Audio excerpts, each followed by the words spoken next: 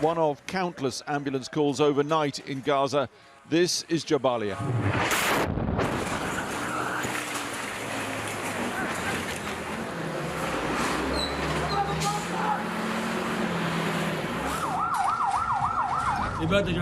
This is genocide, not war, genocide.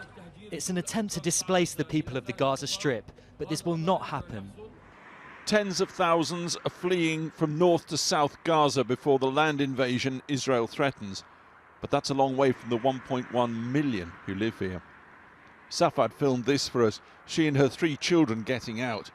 Unlike so many, they have a car and fuel. The World Health Organization says the forced displacement by Israel of seriously ill and injured people is, quote, a death sentence. Recognizing that, perhaps, Israel said it left 2 roads open to the south. But just yesterday, Gazan officials say an Israeli strike hit a convoy of fleeing civilians, killing 70 people. The US and Qatar are attempting to open the Rafah crossing in South Gaza into Egypt. But Egypt won't accept a mass influx of refugees, and so they wait. The Egyptian government is using this issue to try to pressure the Israelis through the Americans, if not directly, and lobbying the international community for humanitarian aid and for support in creating a humanitarian corridor. Even if it opens, Rafah looks like an escape route only for foreign passport holders. Every place I go run away, and I just find bombs and I find dead people. And like maybe one day I'll end up like them, but it's a really scary thing for me.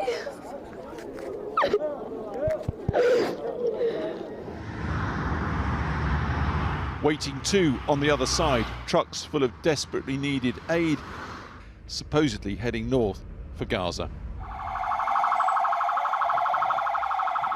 Clinics and hospitals across the Gaza Strip now brought to the edge of being overwhelmed. We got through to the British doctor, Dr. Qassam Abu Sita, at the main Al-Shifa hospital. Unless there is respite, there is going to be an infectious diseases public health catastrophe in the hospital. The bodies are stacked up. People are too afraid to bury their dead. You drive past one of the destroyed buildings. The stench of decaying bodies is very, very, very prominent. It seems that they no longer are able to take out the bodies.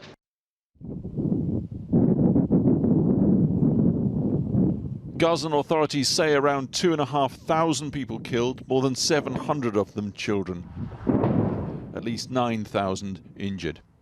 But Gaza is not the only front. Nearly 60 people have been killed this week in the West Bank, and today Hezbollah and Israeli forces exchanged rocket and artillery fire across Israel's northern frontier with Lebanon. But it is Gaza awaiting invasion. Prime Minister Netanyahu, widely blamed by Israelis for allowing Hamas to invade, now steeling his troops for war. Are you ready for what's coming? He asked them repeatedly. With 1/3 reservists called up, Israeli tanks, artillery and infantry assembled close to the border for their latest invasion in a series since Hamas took power in Gaza 16 years ago. Alex reporting there. We were hoping to speak to an Israeli government spokesman, but he's just had to run away from his studio position to get into an air raid shelter because of alarms.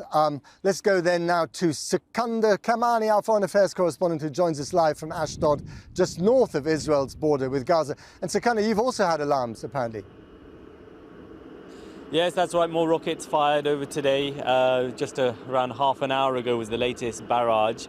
But we also saw Prime Minister Benjamin Netanyahu, as we saw in Alex's report there, visiting southern Israel for the first time. And he's been heavily criticized for not having met with families, for not having attended funerals. Lots of people here blame him personally, and certainly his government, for not having done more to prevent this awful massacre. And today we've also been hearing from a senior security official who admitted that the assessment that Hamas was deterred and weakened by previous bouts of clashes with the Israelis was wrong. The conventional wisdom had been that Hamas was primarily interested in improving the economic situation of people in Gaza. Instead, we know they were planning and plotting this awful attack. That same security official also said that just a few hours before the attack began last Saturday, the head of Israel's domestic intelligence service, the Shin Bet, was called in at 4 a.m. for an unscheduled briefing. But although new intelligence was coming in, it didn't warrant mobilization, he said. And is there any more information, Sikandar, about when this offensive from land, sea and air might start? Well, the Israeli military are not going into operational details. It does appear from what some officials have been saying that that deadline for evacuation from the north of Gaza to the south of Gaza has been somewhat extended. The Israeli military saying, as you pointed out, Matt, that they've drawn up plans for this offensive from land, air and sea. We're also getting more insight into what the aims of this operation might be, with officials here saying that Hamas will no longer be in power over Gaza by the end of it. What comes next? Who comes next in power? That's a big question. I mean, reoccupying the Gaza Strip would be very challenging in the long term for Israel, to say the least. The Palestinian Authority, who are in charge of the West Bank, they're already deeply unpopular. Sikandar, thanks very much indeed. Well, with me now here is from the Charity Action Aid is Gemma Kosyals-Gulian. Thank you very much indeed. I hope I didn't mangle your name too much. Thanks for coming to our position. What are you hearing from your people inside the Gaza Strip? Well, when we manage to have contact with them, what we are hearing is that they are desperate. They don't know what to do. They say that they are dying slowly. So it's really worrying. Dying slowly? Yeah, that's what they are. And have they evacuated, or are they still staying put? 4 of them, they have evacuated towards the north, but one of them is staying. Right. Towards the south, sorry. And one of them is staying in the north. And why is he or she staying in the north? Because he has a big family, he has not the same capability to move. Means of transportation were scarcing. So yeah, it's not the same for everyone. Like the most vulnerable people, they have no means. Like, for example, people with disabilities, women, pregnant women, elderly, or... There's something like 35,000 women in the Gaza Strip, apparently, who will give birth at some stage in the next few months. That's a big number. Yeah. And you're concerned about them, obviously. Of course. And do we know how these people are being moved? I mean, and what about the hospitals? I mean, the hospitals are absolutely jam-packed with patients at the moment. Yeah, they are. Have you heard about their evacuation? Yeah, one of our partners, by the way, it's one of the hospitals. It's from our partner.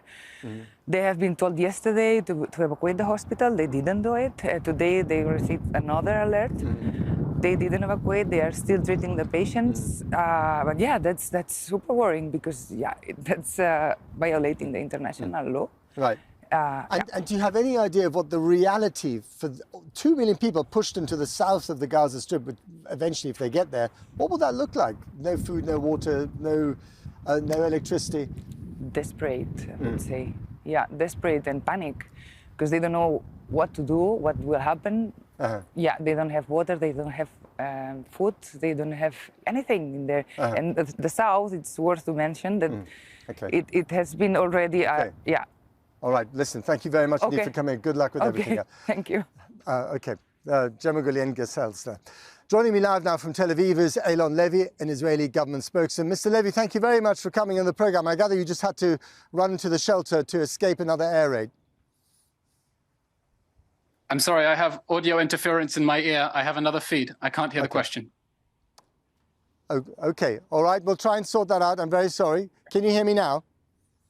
1, 2, 3, can you hear me now? Can you hear me now? Can you hear me now, Mr. Levy? Okay, all right. We'll try and get back to you later, Mr. Levy. I'm sorry about that. We'll try and sort it out. Let's go to Alex in London. Alex. Yeah, we hope to join that one later on. Here, tens of thousands of people have been protesting across the country, demanding an end to Israel's military action in Gaza. Demonstrators chanted pro-Palestinian slogans and heard calls from world leaders to condemn what is happening in the Strip. Police issued warnings ahead of the protest that anybody showing support for Hamas would be arrested. Ria Chatterjee was at the march in central London. Stop bombing Gaza! If death toll measures the violence of conflict, perhaps protest measures its resonance. This is London. This is Kolkata in India. Dusseldorf in Germany. And Tel Aviv in Israel. It's hard to put an exact figure on the turnout here in London, but the chanting thundered from start to finish. The protest was organised by the group Palestine Solidarity Campaign. Israel's told us it's now at war with the Palestinian people because of what happened last Saturday, but the reality is Israel's been waging a war against the Palestinian people for decades through a process of an enactment of a military occupation and the imposition of a system of apartheid. Amidst the crowd, signs aplenty that this is not as cut and dry an issue as many might perceive. And even on that point, not everyone agreed. Do you think that there is a disconnect between the complex politics of this issue and the humanitarian kind of situation on the ground, the loss of lives, the terror that people are feeling on both sides? I reject that it's complicated. It's not Jew versus Arab. It's human rights against oppressors. Though there was overall unity in today's messaging, there was nuance to people's motivations for coming. And this is your daughter? Yeah. So it's important for you to come out and be here together? Yeah, I think this is the minimum we can just do for the people there. We can't do any more thing. Because I'm Irish and I can't stand what's happening to Palestine, to Palestinians right now. It's absolutely disgusting. Honestly, I'm outraged. I'm just sick of it. Just people need to see this. It's not, I brought my children here, they're learning right from wrong right now. I come from a marginalised community myself, and so where I see oppression happening, I don't think it's fair. We mourn the death of all civilians. It doesn't matter who they are, because we believe in the dignity of every human being, and that every human being should be able to live in freedom. Whilst a lot of the people that we've spoken to today have professed the importance of empathy for all, recent hate crime data represents a different reality. The Metropolitan Police says that in the last 2 weeks, incidents of anti-Semitism and Islamophobia have drastically increased compared to the same 2 weeks last year. By the time the protest reached Downing Street, the police presence was greater. One protester was removed for wearing a mask and immediately released. A power is in place which requires a person to remove items which conceals their identity. And whilst the majority of protesters sent a message to the UK government, a minority at Trafalgar Square threw flares and sticks at the police. Next weekend, we understand, there are plans for an even bigger protest, by which point the death toll will be higher too. Ria Chatterjee reporting. Well, joining me live now, I hope, from Tel Aviv is Eylon Levy, an Israeli government spokesman. Welcome to the programme, Mr. Levy. I'm glad we've sorted out the technical issues. The people that we've spoken to, including those in the Israeli army, including at the moment, actually, waiting to go into Gaza in this very, difficult moment, are so critical of your boss, Prime Minister Netanyahu, are so critical of the intelligence and security failures that led to the atrocious attacks a week ago. What can you say to them to reassure them as they march into the Gaza Strip? You are right to speak of the absolutely atrocious massacre that took place last week. I think it was rather difficult to understand from the report we just saw of the enormous protests on the streets of London supporting Hamas that Israel suffered the single worst massacre of Jews since the Holocaust last week and the world's worst terror attack in world history after only 9/11. Israel is a country that is still in shock. It's a country that is grieving, mourning, and it's a country that has come together in an extraordinary way to help to support this effort and make sure that we bring our captives home, make sure that we end Hamas so it can no longer carry out such atrocities. Again, There will be a time for learning lessons. Israel is already learning lessons, and I'm sure that, as we've done many times in the past, after the war, after we've picked up all the pieces, we will understand exactly what went wrong and how to move forward. But for now, the country is focusing on one thing: victory in this war, a war forced on us, a force we will win, so that Hamas can never again perpetrate such atrocities. Right. But the soldiers that we've spoken to, Israeli soldiers, reservists, are also saying to us very clearly that they wouldn't be in this position. They wouldn't have to risk their lives if the government had done its job properly. You are right. There is a lot of anger in the country at the failures that led to the atrocities of last week. The Israeli National Security Advisor went on television just an hour ago and said, yes, the state did not step up to the plate. There were failures, and we're going to learn the lessons. But the time for learning lessons will come. At the moment, Israel is still fighting to repel the attack from Hamas, a terrorist organization that fired rockets at us just as we were about to go on air, forcing us to evacuate the studio. This is a terrorist organization that still holds over 120 Israelis, from babies only a few months old to women over the age of 80 in captivity. We do not know their condition. We want them back. We want them back immediately. We want them back unconditionally. And we're determined to make this a war that will end Hamas's military presence in the Gaza Strip so that it can never perpetrate such crimes against humanity ever again. Right. No one sensible questions the right of the State of Israel to defend itself. But people are questioning, including in this country, whether Israel has the right to break international humanitarian law as it bombs civilians in the Gaza Strip and is about to march in. I'll answer that loaded question. Israel has a right, not only a right, but a duty to defend itself against this atrocity. That's a right and a duty that's been recognized by the international community.